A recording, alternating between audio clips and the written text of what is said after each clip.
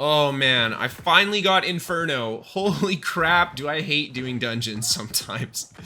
Oh, the last run, the run that I got it on was really rough. We had a team that, you know, I could tell it was maybe their first time doing the mutated dungeon, and we had a few quitters, but long story short, we finally got the staff. That's all that matters. I finally got that Inferno staff.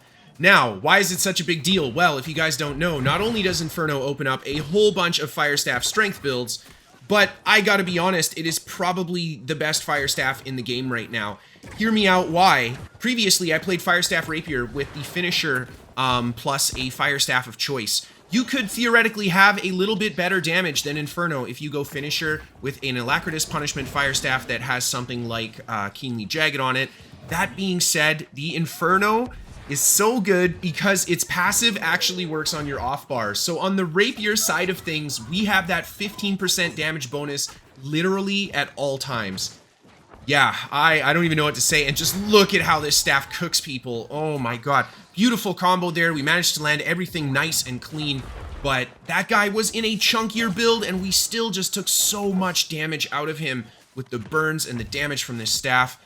Yeah, I gotta say, guys, like, Fire Staff is definitely one of, if not the best ranged weapon in PvP right now. I don't know what to say past that. Maybe Blunderbuss is doing better because of the aim lock, but when it comes to, you know, actually using the weapon, it is so strong. And it is so nice to finally play this build, you know? I've always played the Fire Staff Rapier build with finisher, and I feel like that really neutered my Rapier damage, unfortunately, and with this setup, I can finally not only have the Rapier damage that I want at all times, not requiring the bleed on my Grace kit, which is such a bad kit to run with finisher, but on top of it, I also get to run a Rapier that has all of these nice offensive perks and stuff like that, and there will be a breakdown of this build at the end of the video if you guys want to check out a quick look at it, but I'll do a full build guide in the very near future for you guys. Yeah, I want to play this a little bit more. I have a few gear pieces that I want to get. If I can get my hands on them, RNG is just not being my friend. But anyway, let's get into that PvP commentary. So, we talked a little bit about the build, and as you guys can see, the damage is nice. There's lots of AoE with the Fire Staff as well, and I am also running Incinerate. I do have Empowering Incinerate on my armor, and I have Empowering Fireball on my Fire Staff. So both my Fireball and my Incinerate are going to be nice chunks of damage. And there's the example right there. We go in for the Fireball, the Burnout, and then the Incinerate to finish it off. And this guy was very high health. He finds himself below 25%, just burning out. And I think he actually drank the regen potion to get rid of the dot there. But yeah, it's not enough. The friendly coming in to put in the last poke there too. Absolutely love it. So I wanted to show you guys this specific clip. The other clips were just intro warm-up clips. This was a very long OPR that I had, and it's just a good fight. I think it just shows really well the strength of Fire Staff right now. And one of the big things is mobility. As you can see, I was able to get in, get out, and then go back around the other side, try to put some damage in the low health player there, but he gets in into the heals, and I right away just back up, heal up a little bit. I see a friendly, and it looks like we've got 4 players on the tail here, so I just get a little bit of cover, charge up that heavy, and the friendly throws a bit of attacks down, and then he just pieces out of there, so that's my cue to get out of here too. Find myself very low on stamina, but we do have the burnout, and yeah, a little lucky there, but I do manage to escape using that mobility that this setup has, and then again, I'm just gonna kind of reset. And one of the things I love about the Fire Staff is we have huge AoE bomb potential. Nice little cheeky kill on the archer up there. That AoE from Fireball would reach him too around that corner. And this guy throws down the Immobilize, and he ends up holding me in it, so he eats the full damage from the burnout. Oh my god. And then I just hit him with the Rapier to finish him off, and then just roll around the corner here, making sure to LOS the guy up top before I heal up. And then there's just a cheeky little Fireball. That poor guy ends up going down. And then I turn around, throw some fireballs at this guy coming towards the outpost here, but I decide that I want to go inside and see if I can get some damage here. Take advantage of that AoE. There's the burnout right through everybody. So much damage. The Incinerate picking up 1 kill. Turn to the Rapier and just start flurrying into them. I love that flurry from when we have a lot of players in front of us. Take advantage of that Immobilize and the lifesteal. My Rapier currently has omnidirectional evade. I am running Leeching Flurry on my armor. I would actually like to try switching that and see how the additional heals from Flurry feel. Either way, I take a bad stun from the hammer player, but that's okay. I just turn around, throw another Incinerate into the stack there, and then burn out through. And yeah, just love this little intro to the clip here. Is very Zergy, I know, but just kind of showing off that AoE damage, man. We're able to just put so much pressure in here.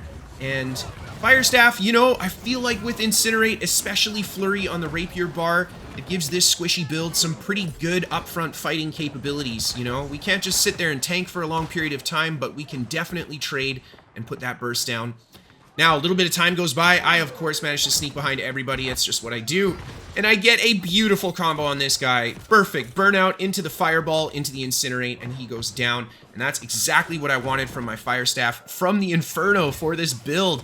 And that's all AoE, man. That's all AoE. One of the other players there took huge damage from it, too. I just managed to escape, and there's Incinerate again. Those guys would have killed me, but the stagger from Incinerate saving my ass, because I am super rusty and just gassing my stamina like it's nobody's business.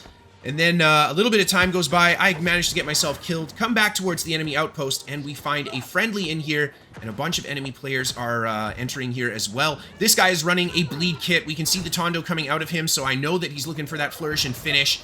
And I try to bait it out of him, thinking he'll go for the flourish. I go for my Incinerate, but he ends up just kind of playing it safe there.